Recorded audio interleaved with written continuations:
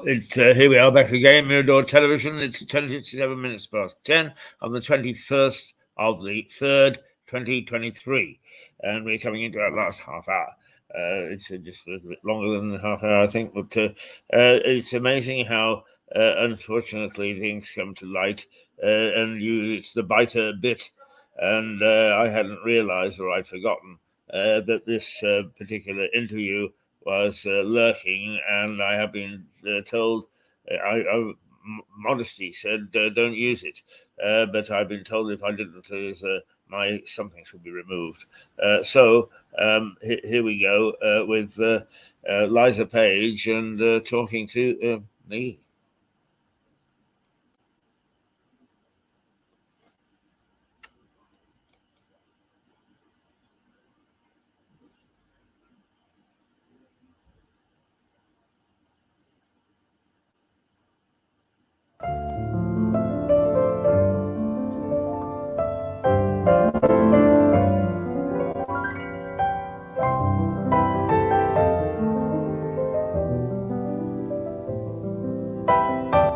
Hello everyone, thank you very much indeed for tuning in to Everyone Has a Story with Liza Page, yours truly. I have a lovely guest artist today, diamond of a man. He's a hotshot English journalist, worked all over the world. You can't mention a country that he hasn't been to. And now he is 82 years young, the owner of his own television station called Mirador. How he does it, I will never know, but he makes such a good job of it. He's up at 5 o'clock in the morning. The man is an absolute dynamo. Cliff, thank you so much for coming by. Great pleasure, indeed. Tell us about yourself. Where were you born? Well, I was born in the Midlands, in Warwickshire, in a little town called Sutton Coldfield, it's equidistant between Lichfield and Birmingham, and quite rural. Since I've left there, it's become a little bit more urban, but generally speaking, it's still maintained its rural character. So I was a country boy, really. Uh-huh. Do you come from a large family, Keith? My immediate family, no. But the generation ahead, yes. It was a typical Edwardian family. I had uncles and aunts coming out of my ears, and relatives and cousins and so on. Most of them, in fact all of them probably now, are dead. But my late wife's family, sort of taken their place because she's Canadian, very proud she was of it, but she also had a very large family, and they stay in touch with me. So although I've not met some of them, they quite often, if I put something up on Facebook or whatever, I get this tremendous surge of interest from Canada, and mostly in my relatives. Fantastic. What got you to Canada? I mean, when you left home, what happened? Well, it's one of those strange stories, really. I was in the Scouts. I actually achieved the level of Queen Scout, I'm happy to say, so it wasn't all wasted youth. And I went to the very first World Jamboree in 1955, I think it was, after the war. And it was held in Ontario, in Niagara-on-the-Lake. And I was enamoured with the country. I liked it enormously. But in speaking to a little group of scouts sitting in the arena one night, one of them had this badge with the waves and the sunrise. And I said, "Where's that from?" And he said, "Oh, it's British Columbia." And he said, "It's way over the mountains, down to the Pacific." And that gave me a real feeling of drama and wonder at this marvellous place full of rivers and woods and mountains and so on. So I put that at the back of my mind. And then, because of my birth, I missed out, I'm happy to say, because I didn't want to go, I missed out on doing national service. I was the first batch that didn't have to do national service. But you couldn't get into university here for 2 years because of the backlog. So in the meantime, I discovered something called the Canadian British Education Committee, based in Trafalgar Square, who were formed to try and persuade young school leaders, sixth formers, to go there for at least 2 years. Because what was happening was they were presenting themselves as the land of milk and honey. Families were going out, it isn't the land of milk and honey, it's like anywhere else, you have to work very hard. They were coming back and saying it's an awful place. So they wanted young people who were committed to staying there for 2 years, perhaps having a different point of view to somebody who's just gone out there for a job. And off I went to university in Canada. I see. Now then, what drove you to take up journalism? I mean, that's a very dangerous profession, isn't it? I mean, so many journalists are killed.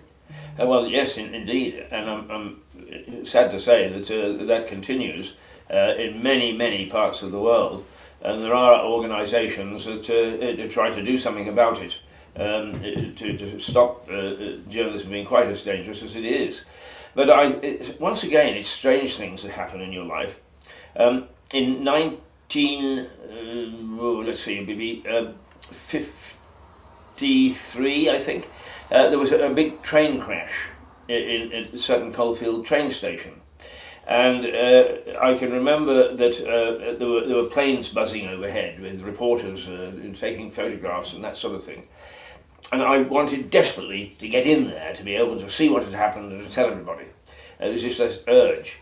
And that stayed with me. And when I became aware of tape recorders and that sort of thing, which are very new in those days, I mean, they were huge things, but I was the first one to set up a mock radio station or a mock television station or whatever. So it stayed with me. That's what I wanted to do. And then after 3 years of terrible drinking habits at university, I've always been very keen on rugby, and I was invited to become the rugby correspondent for Canadian Broadcasting Corporation. So that's how I got my first taste of journalism, by reporting rugby.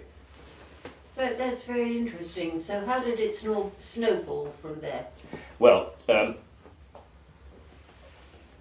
it actually increased the amount, so employers became aware of me, and I'd bumped into a very interesting chap called Roy Jacks, and Roy had actually been on Fleet Street along with Edward R. Murrow in the Second World War, and he'd gone on a sortie with the RAF. The plane was shot down.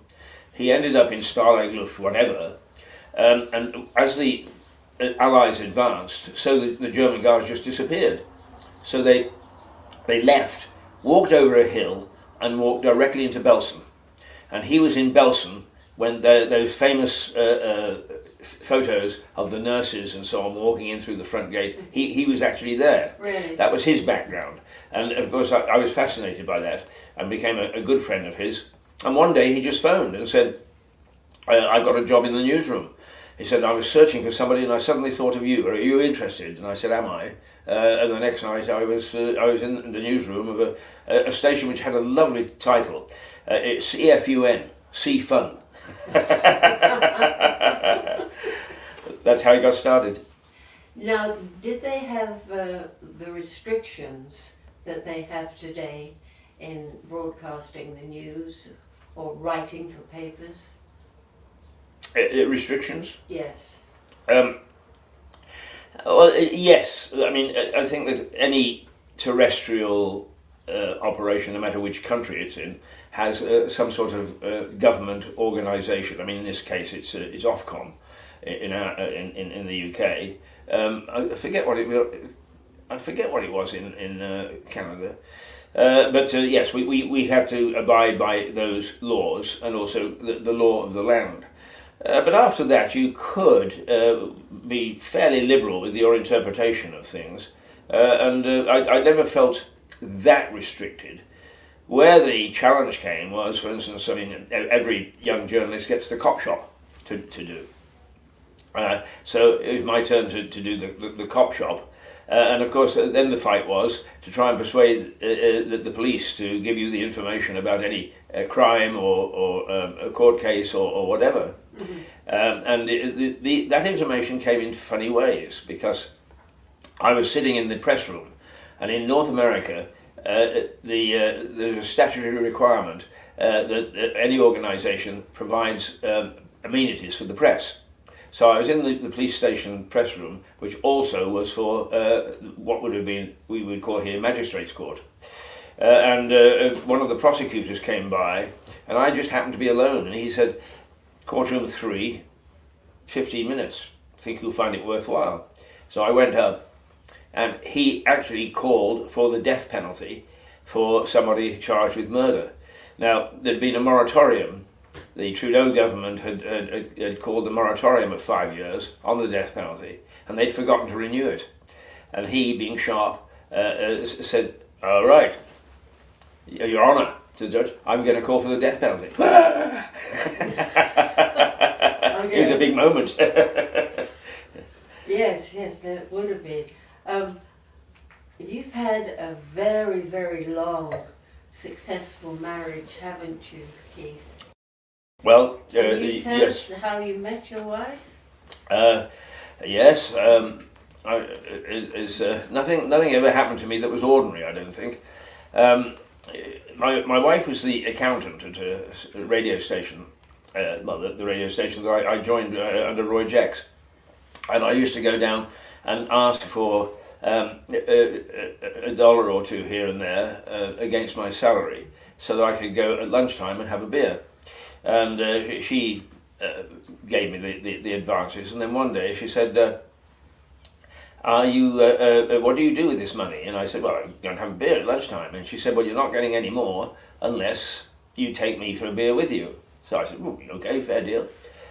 So we started to see one another on that basis. And then one day I went along and she said, "Do you know how much you owe?" And I said, "No." She said, $25. That was a fortune in those days. Absolutely. My God. Yeah, I mean, I don't think my salary came to $25. So she said, "But I'll tell you what, I will pay it off if you marry me." So I gave it considerable thought for all of about 5 seconds and said, "Okay." And so we got married. But during our, quote, courtship, she astonished me, and this was the sort of lady she was. She said, "Now, I've got something very serious to talk through with you," and I didn't know what was coming. And she said, "I'm actually a spy, and I need your advice, should I give it up?" So, James Bond, the spy who loved me, has got nothing on me, believe me. Absolutely. And you have one daughter too, don't you? Yes, I do. I'm very, very proud of my daughter. She became one of the Ireland's top models. And I say Ireland because by that time we had moved to Belfast, where I was covering the Troubles, first of all for the BBC and then for ITV. And so she grew up there from the age of 11, and she wanted to, well, she didn't really know what she wanted to do, except she wanted to follow in the steps of her father. In other words, do something that's unusual.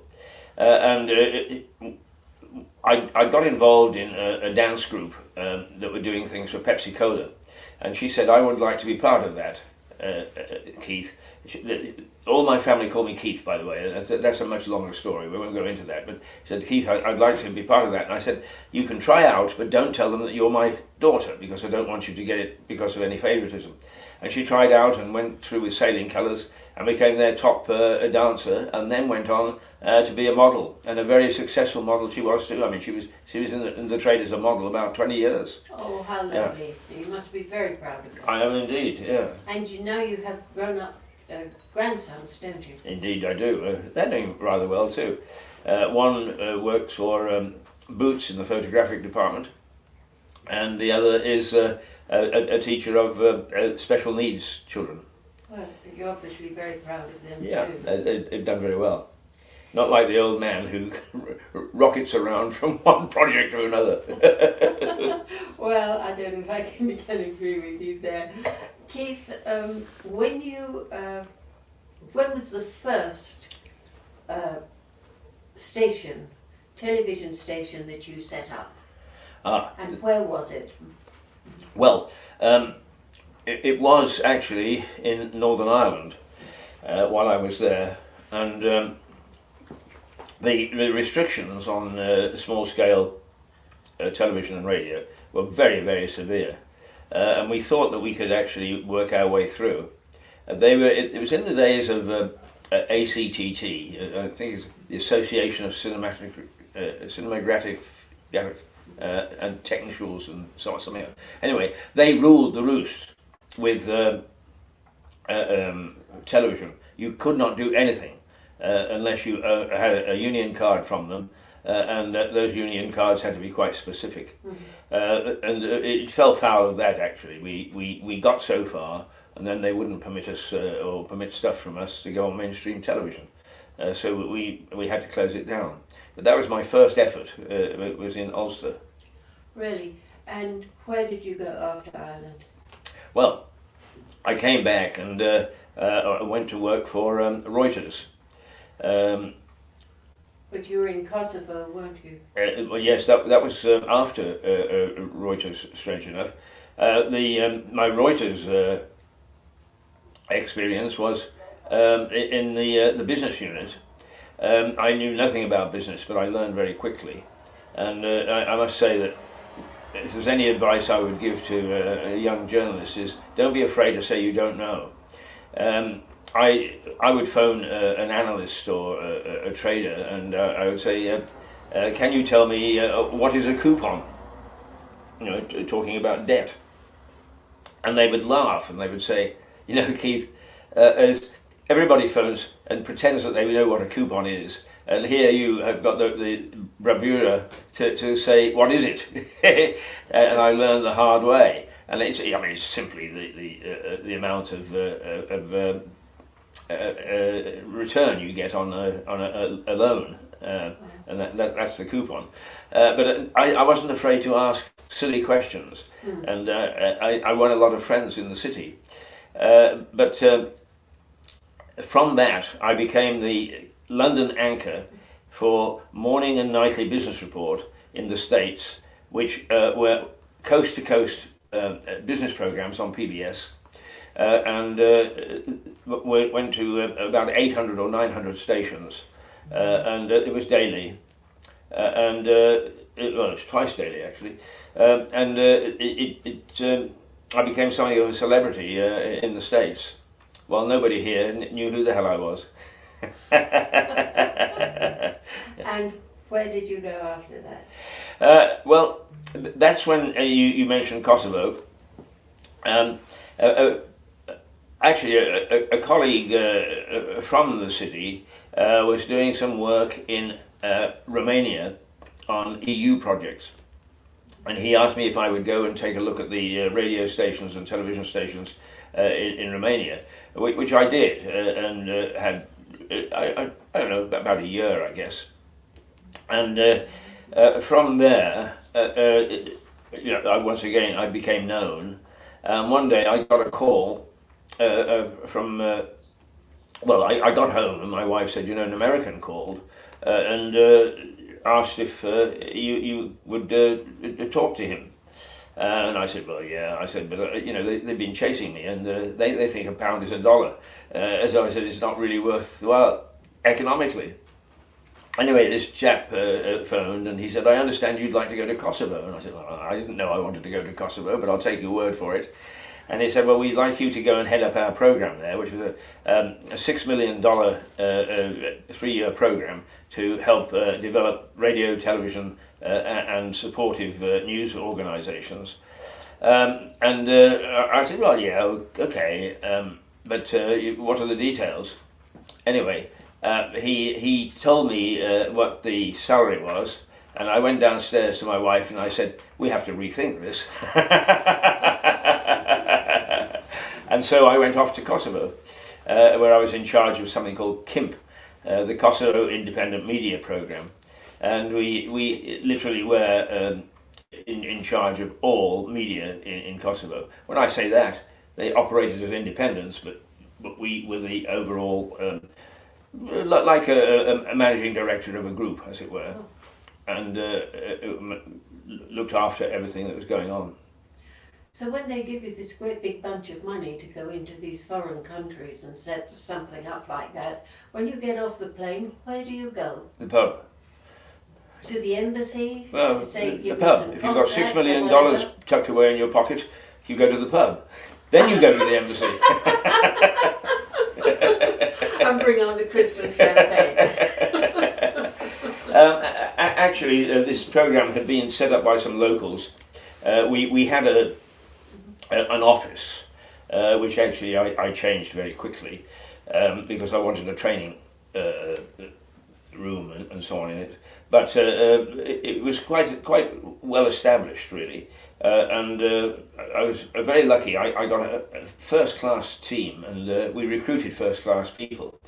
I was rather proud because at that particular time it was when feminism was very much beginning to take over the world, and Kosovo is known as a very male-dominated society. But when I left after 2.5 years, out of 21 staff, 17 of them were women, and they were there on merit, not because they were women. Really? Yeah. So things are improving.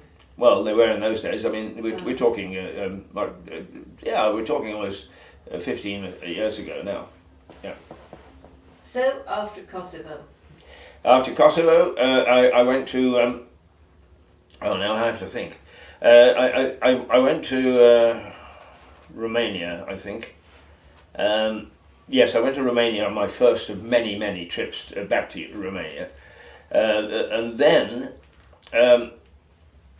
once again, because of a contact in Reuters, I was asked if I would go and help set up Russia Today Television, RT.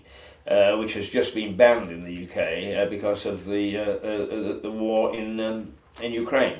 But I got to Moscow and went into the building where this television station was going to start, and I was in a room about twice the size of this, I guess, totally empty.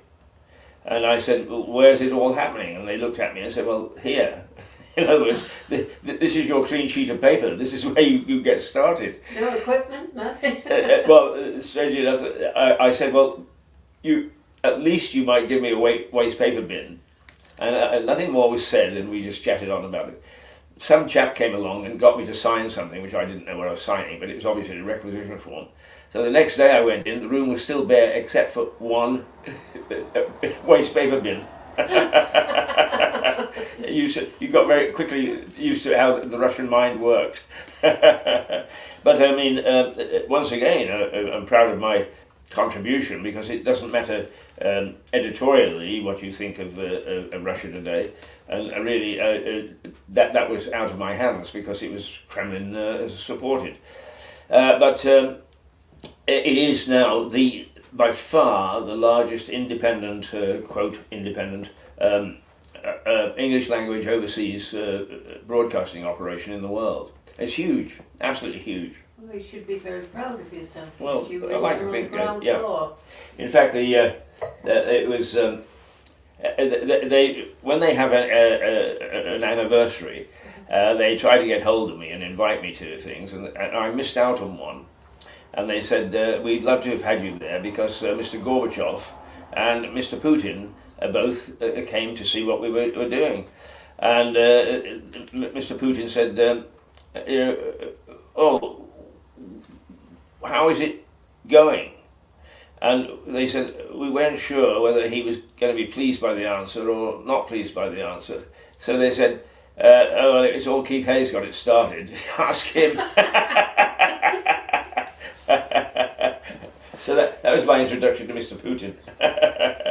You met Ronald Reagan, didn't you, in the States? Yes, I did. When I was working in Vancouver, he was, most people probably don't know, he was governor of California.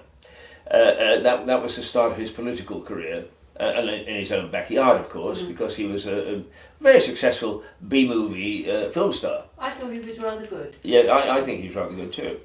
But that was his start of his political career, and he came up to Seattle, and I was able to go into Seattle and interview him.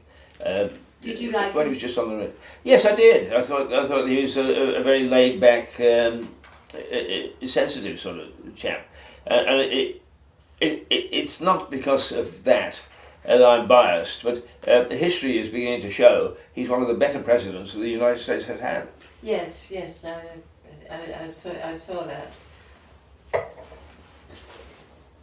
So, go on. What well, I mean, I've been lucky in being able to interview a lot of people, but the one outstanding person that I interviewed was the late Indira Gandhi, and she was president of India, of course. And one of the things that, well, there are several things that fascinated me about her, but one was when she entered the room, I suddenly realised what charisma meant.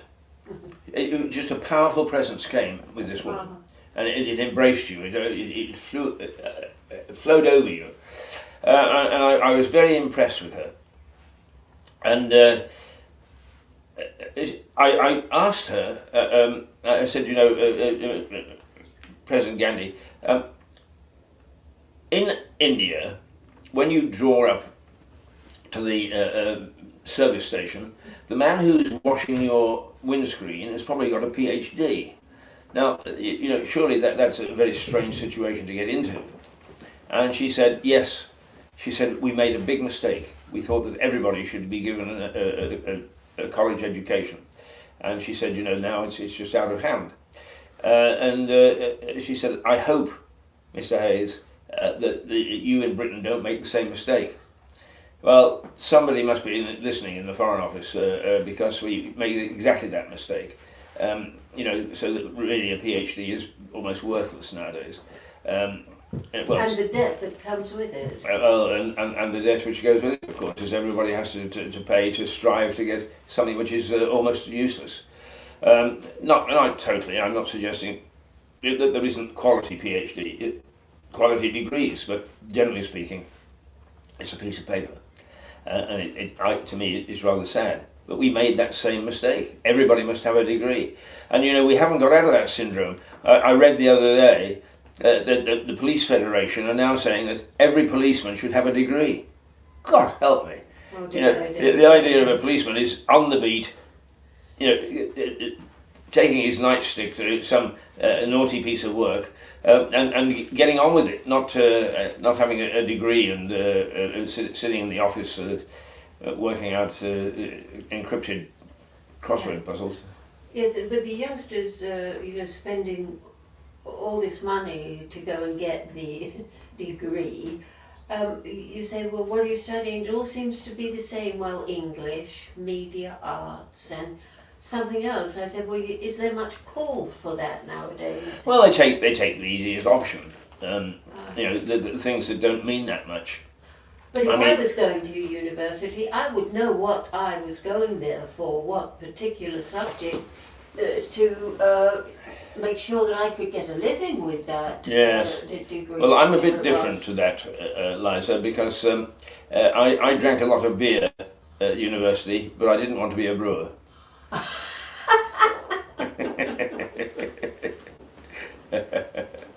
But going back to young people, and you're trying to find out about me. I don't want to race off into philosophy and so on.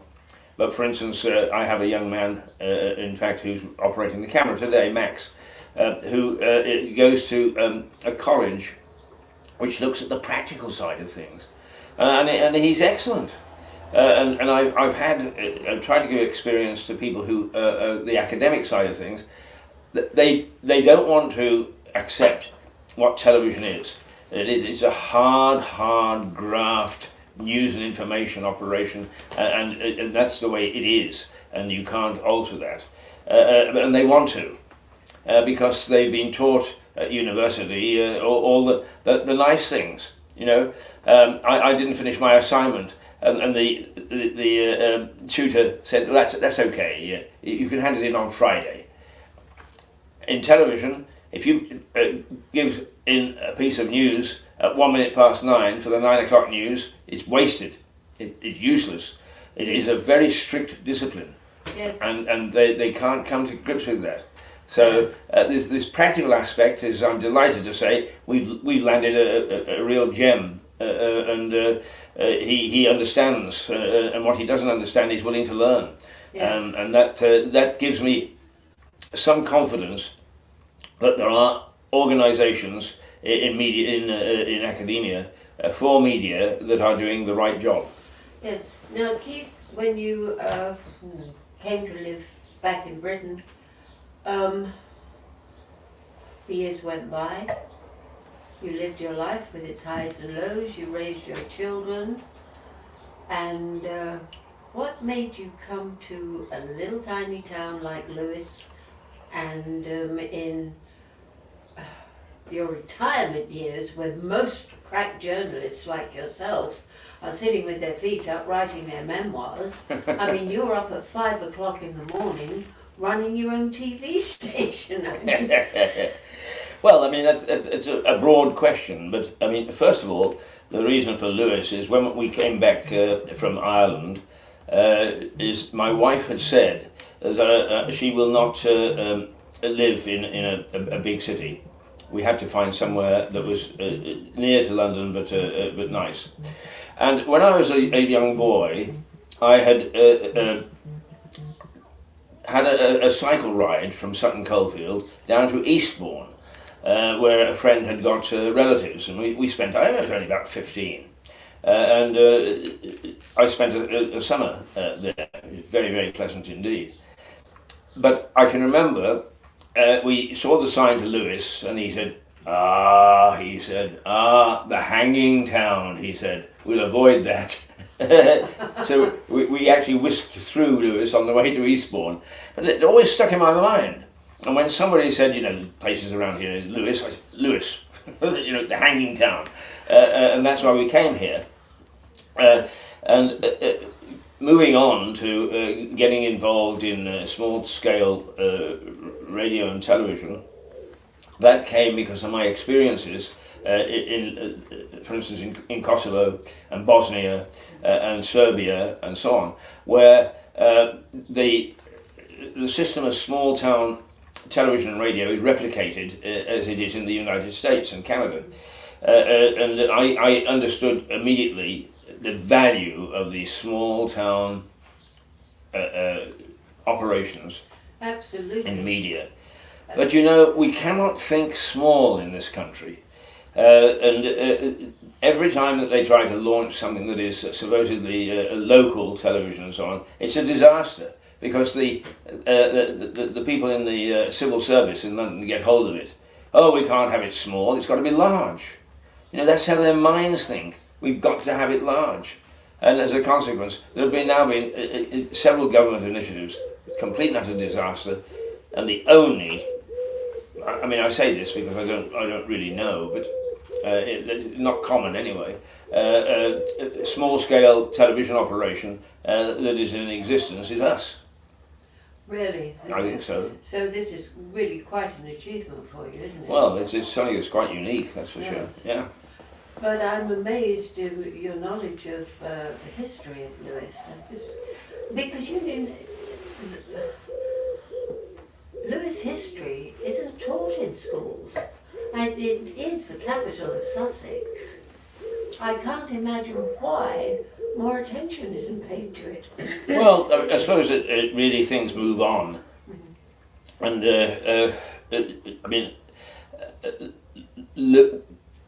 at the time of the English Civil War, there is a battle of Haywards Heath. Now, most people are terribly surprised that there is a battle of Haywards Heath in the English Civil War, which was the late 1500s, early 1600s, because everybody thinks of Haywards Heath as a place where the railway lines divide. They don't think that there was anything there before, but there was. And a royalist army set out from Chichester to take Lewes so that they could establish influence in East Sussex, because Lewes in those days was the place. Brighton is a tiny little fishing village. Eastbourne was virtually not known. So Lewes was the place. And that's because Lewes actually, we think, it was founded by Alfred the Great, the man of the burned cakes, and the last great Saxon king. And he set up Lewes, and indeed, we walk up and down now little alleyways called Twittons. Yes. And the Twitton was a very Saxon feature of the town.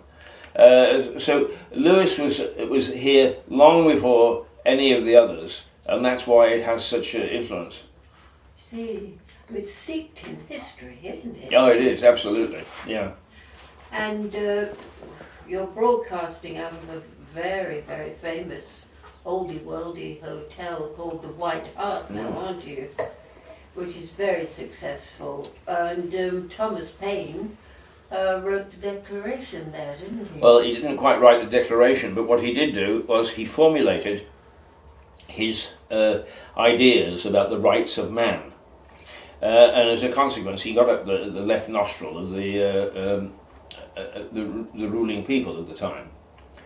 He was a darling of the liberals, like Edmund Burke, until such time as he suggested that we shouldn't have a king. That scared the hell out of everybody. And not only that, but apart from starting the War of Independence in the States, he also joined Robespierre in the French Revolution. That was coming a bit too close to home, just across the channel. So he was actually then arrested and charged with treason. Actually, the charge, it's the same as treason, but it's got another term. I can't remember what the term is. But if in fact he had been found guilty, he would have been hung, drawn and quartered. And that's a particularly painful way to die. But he never came to trial. His supporters persuaded him that he couldn't win and he would face this nasty death. So that's when he took off for the States. Well, you would, wouldn't you? Yeah. Well, you would. But his defence was drawn up by somebody who also became famous in British politics, and I've forgotten who he is as well. But it is considered to be the first defence of freedom of the press. The defence of Tom Paine is the first defence of the freedom of the press. Yes. So here with Tom Paine and Lewes, we've created all sorts of things that are key to independence in Britain today. Yes, and all from little old Lewes. Absolutely. Of course, the hotel does have a sinister side. I mean, they kept the Christians in the dungeons underneath the White Hart. Well, not Before quite they Christians. took them across the road. Burn them. Yeah, is essentially Bloody Mary, Queen Mary the first lady, woman, to be monarch in Britain. And she wanted to revert to Roman Catholicism after Henry VIII had set up the Church of England for various reasons. And so she actually slaughtered, she burned at the stake anybody who tried to resist her change back. And there were 17 martyrs in Lewes who resisted that change, and they were burned at the stake. And they were actually held in White Hart, what is now a little wine cellar, but was a dungeon then, before being taken out across the road, tied to a stake, and fire. Actually, as I understand it, they were put into tar barrels, which, once again, a horrible way to die, because the remains of the tar would bubble up and so on. Yes. Weren't exactly ladies and gentlemen in those days, were we? Oh my God, one has to laugh. It's so horrific. I do. Not too much has changed. Keith, not too much talk. Sitting here today, it's a very special day, isn't it? And Yes. you're going out tonight to do some work, aren't you? Yes, we are. It's by request, and we're rather pleased that it is that to celebrate the Queen's Jubilee. Lewes is famous for its bonfire.